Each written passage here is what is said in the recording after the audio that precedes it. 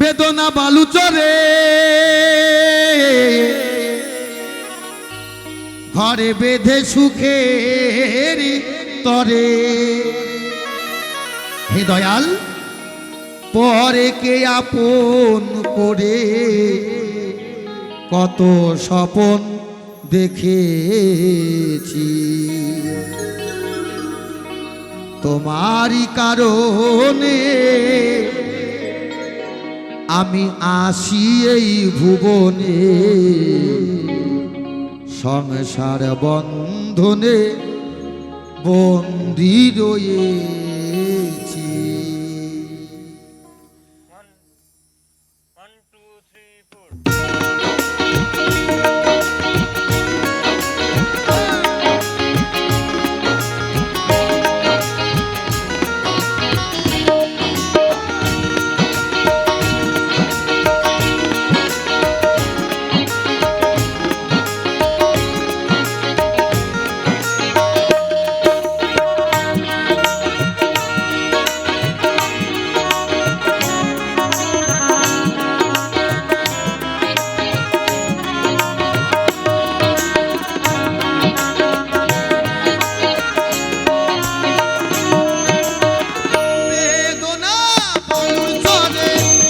বেঁধে সুখের তরে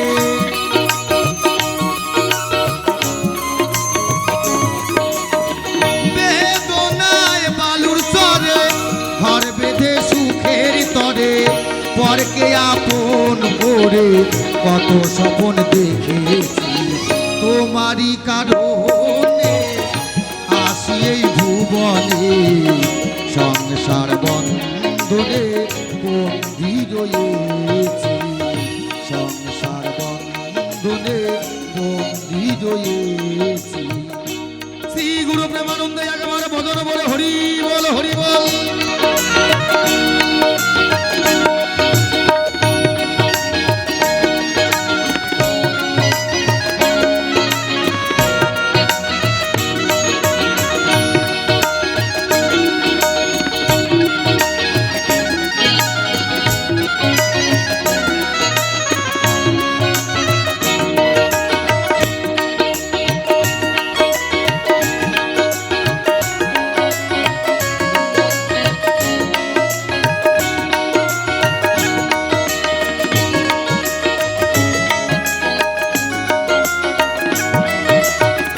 প্রথম যৌবনে কত কি বেশি মনে, শয়নে স্বপনে নিশি জাগরণে,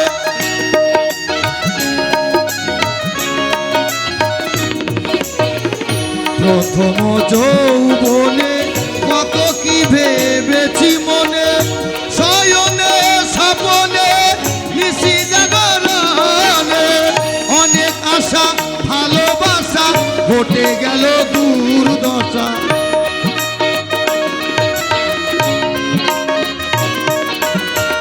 অনেক আশা ভালোবাসা ঘটে গেল দুর্দশা, হইয়া নৈরাশা নিরালায় কেঁদেছি, তোমারই কারণে আসি এই ভুবনে, সংসার বন্ধনে বন্দী রয়েছি, সংসার বন্ধনে বন্দী রয়েছি।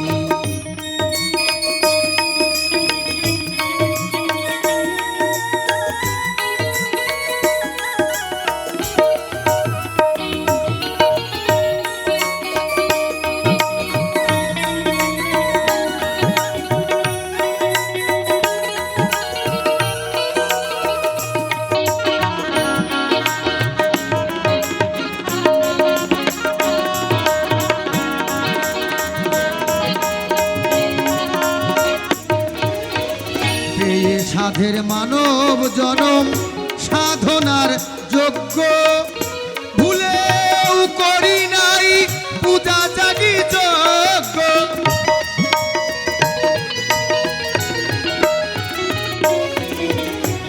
সাধের মানব জনম সাধনার যোগ্য, ভুলেও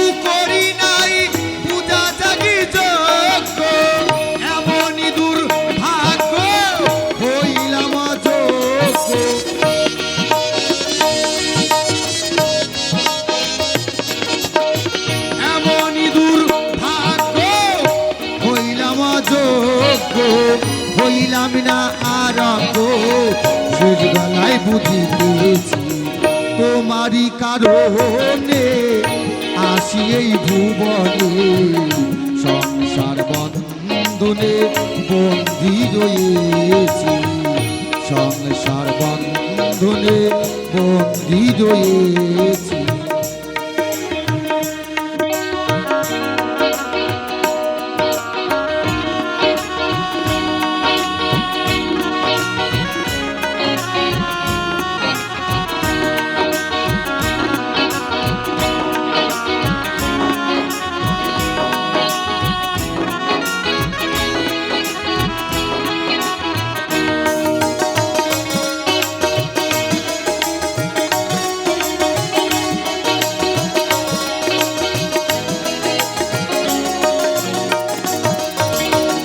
বন্ধু বান্ধব গণ আত্মীয় স্বজন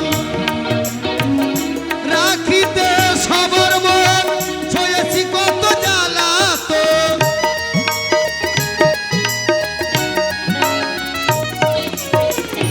হ্যাঁ বাবা,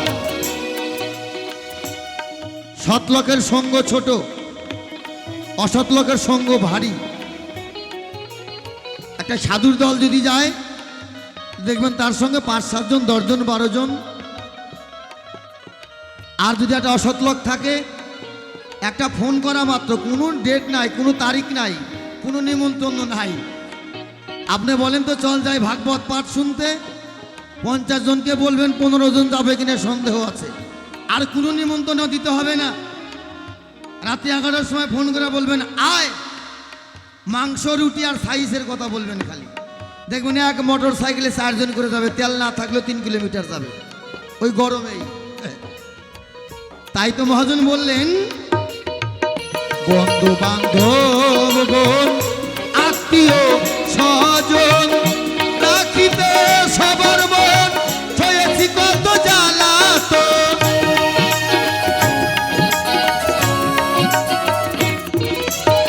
খোলে নিনয়ন তারা বোঝে নাই কেউ আমার মুখ,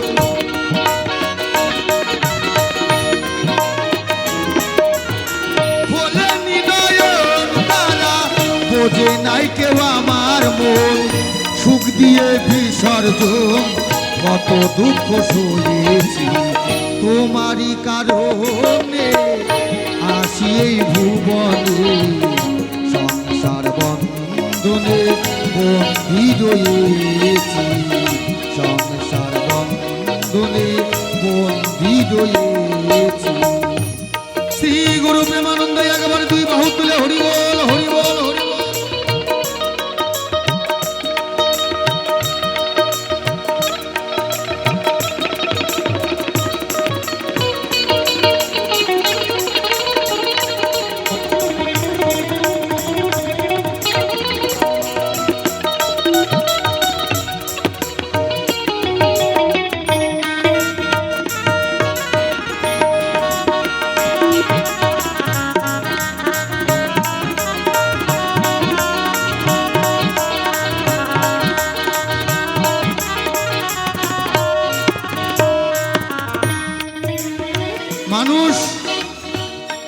মানুষ উঠে যায় সাধনায়, ভগবান নেমে আসে করুণায়, দুজনার দেখা হয় মাঝ পথে। দেবতারাও করছে আরাধনা জন্ম নিতে এই মানবে। দেবতারাও বলছে হে ভগবান, এই তুচ্ছ আমার দেব জন্ম কেড়ে নিয়ে আমাকে মানুষ কুলে পাঠাও, আমি মানুষ কুলে জন্ম নিয়ে তোমার সাধন ভজন করব। আর আমরা এখনো দুর্লভ মানব জন্ম পাওয়ার পরেও কি করে দুদিন পৃথিবীতে বেঁচে থাকতে পারবো, কি করে মানুষকে সৎ পথে নিতে পারবো, এই সমস্ত কোনো হিসাবই নেই বাবা। প্রণাম করতে আমাদের লজ্জা করে। ঠাকুরের সামনে, মন্দিরের সামনে দাঁড়িয়ে 2 হাত জোর করে যে প্রণাম করবো, এটাও আমাদের লজ্জা হয়। তিলক তুলসীর মালা তো দূরেই থাক। মুসলমানদের মধ্যে দেখবেন বাবা, ওদের নারী সুখা নাই, মাথায় টুপি, লুঙ্গি পরা, পাঞ্জাবি গায়ে দিয়ে মাদ্রাসা স্কুলে যাচ্ছে। আর আমাদের মধ্যে এই যে কাজল ভাইটা তিলক কাটকে দেখি কত সাইজ ক্রিটিসাইজ করে, কি তবলা বাজায় আবার সাধু তিলক কাটছে। কেউ কেউ বলবে দেখ বাবাই করে জমির দালালি, তার সওয়াল সাধু, টান দিয়ে মালা ছিঁড়া ফেলা যায়। নিজের ধর্মকে আমরা নিজেরাই গলা টিপে মারতেছি। এই যে বাউল গান করি বাবা, আমরা বাউল গান এখন হয়ে গেছে ঘোড়ার ডিমের মতো। যেমন ঘোড়ার ডিম নাম আছে, জিনিস নাই, তদ্রুপ বাউলের নাম আছে, কিন্তু বাউল নাই। একটা গান শুনেছেন না, বাউল বাউল বলে সবাই রে, বলো বাউল গাইবে কে? বড় দুঃখে পইরা রে বাংলার বাউল মইরাছে। এখন বাউলের নামে বাবা সব টুরুলাভ গান। দেখেন যে কি লাইটিং লাগাইছে, লাইটিং নাম বলাতে একটু বন্ধ করে দিছে। যেমন গান তেমন বাজনা, তেমন নাচনা, তেমন লাইটিং। এই যে বাউলের 3টা অক্ষরের ভিতরে এত অত্যাচার হচ্ছে বাবা, খুব অত্যাচার হচ্ছে। কিন্তু যদি অত্যাচার করতে করতে একটা অক্ষর খালি বাড়ায় যায়, বাউল আর থাকবে না। হ্যাঁ, খালি এই অত্যাচার করতে করতে 3টা অক্ষরের মধ্যে খালি একটা অক্ষর যদি উঠে যায়, শেষ। তাই তো মহাজন বললেন কি,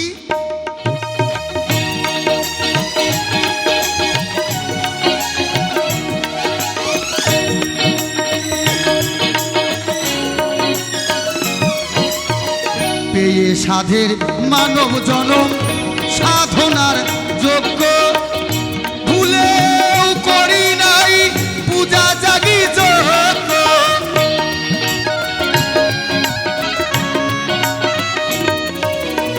পেয়ে সাধের মানব জনম সাধনার যোগ্য, ভুলেও করি নাই পূজা জাগি যোগ্য। এমনই দুর্ভাগ্য হইলাম অযোগ্য।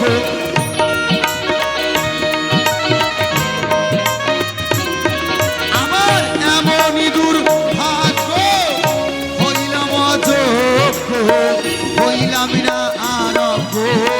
শেষ বেলায় বুঝিতেছি তোমারই কারণে আসি এই ভুবনে, সংসার বন্ধনে বন্দী রয়েছি, সংসার বন্ধনে বন্দী রয়েছি। শ্রী গুরু প্রেমানন্দে একবার হরি বল, হরি বল, হরি বল।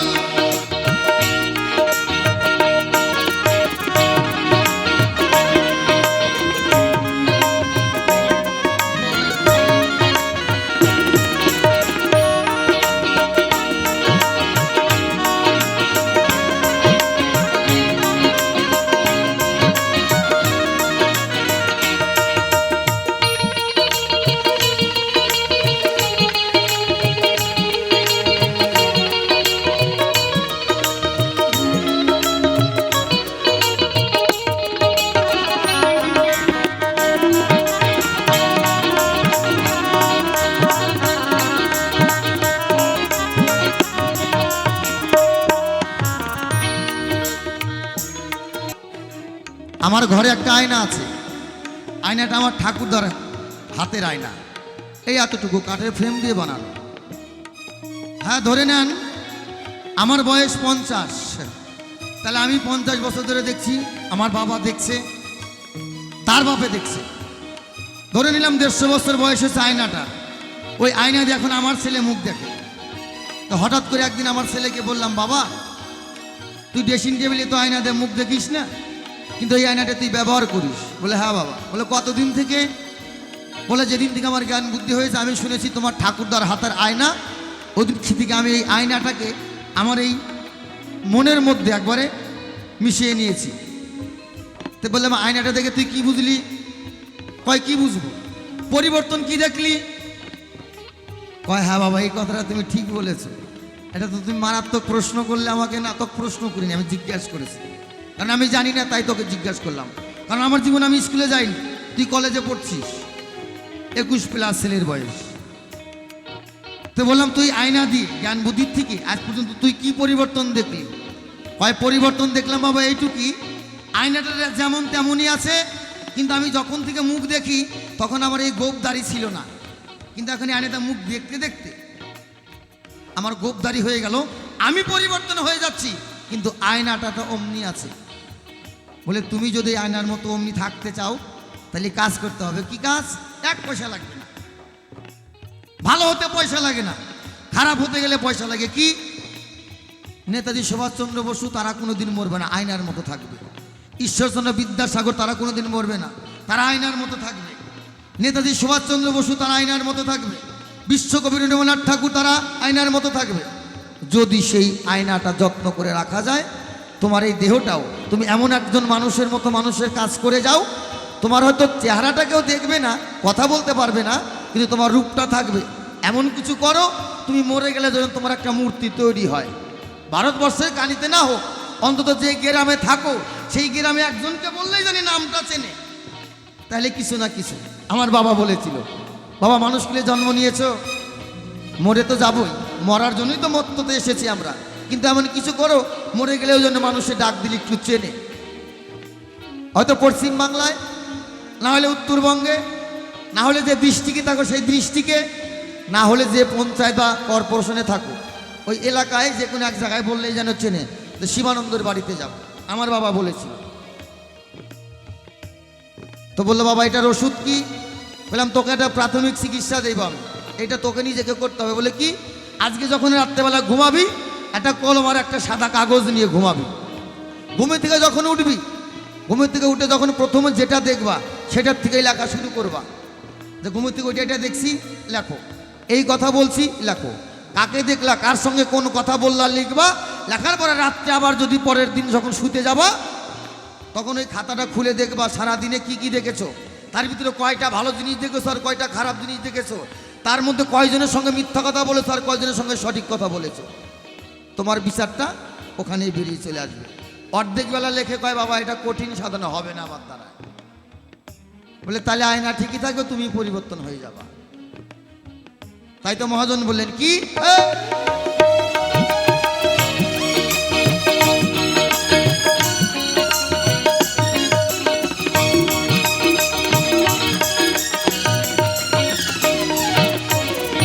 জীবনে ভাবি নাই আমি কোনদিন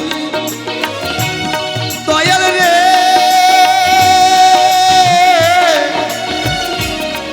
দয়াল রে,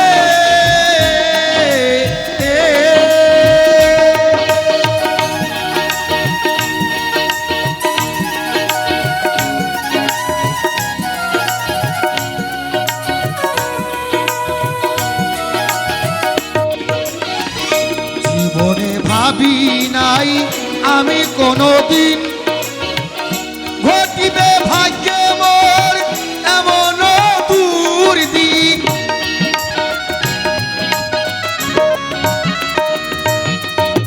জীবনে ভাবি নাই আমি কোনদিন ঘটিবে ভাগ্যে মোর এমন দুর্দিন। হইলাম না দিনহীন জগতে রহিলাম ঋণ,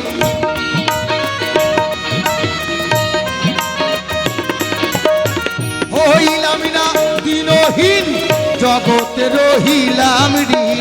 ভক্তিবিহীন হয়ে পড়িয়া রয়েছি তোমারই কারণে, আসি এই ভুবনে সংসার বন্ধনে বন্দী রয়েছি, সংসার বন্ধনে বন্দী রয়েছি। শ্রী গুরু প্রেমানন্দে একবার হরি বল, হরি বল, হরি বল।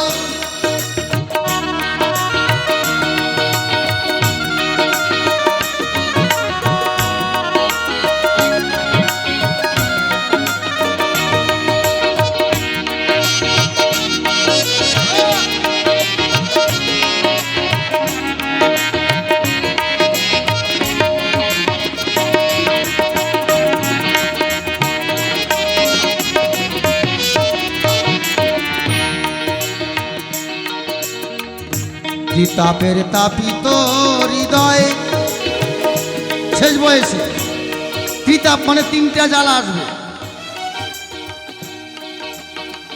একদিকে শরীরের বল থাকবে না, কেউ না ধরলে উঠতে পারবেন না, কেউ পায়খানা করাতে না নিয়ে গেলে যেতে পারবেন না, জল তুলে না দিলে ভরতে পারবেন না, এই এক জ্বালা।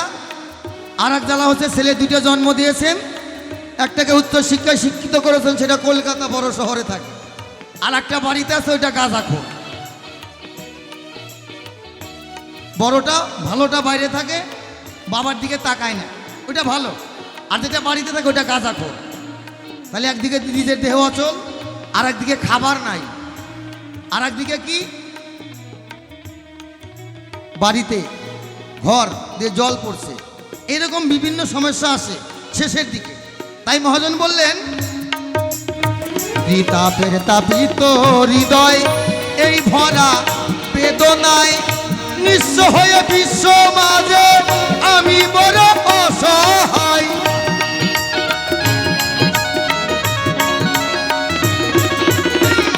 তাপের তাপিত হৃদয় এই ভরা বেদনায়, নিঃস্ব হয়ে বিশ্ব মাঝে আমি বড় অসহায়।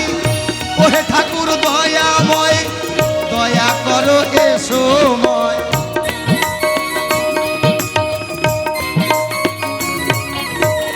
ওহে ঠাকুর দয়াময়, দয়া করো এ সময়। ভাবিয়া দিন দয়াল কয় তোমার পথ চেয়ে রয়েছি, তোমারই কারণে আসি এই ভুবনে, সংসার বন্ধনে বন্দী রয়েছি, সংসার বন্ধনে বন্দী রয়েছি। বেদনায় মালুর চরে ঘর বেঁধে সুখের তরে,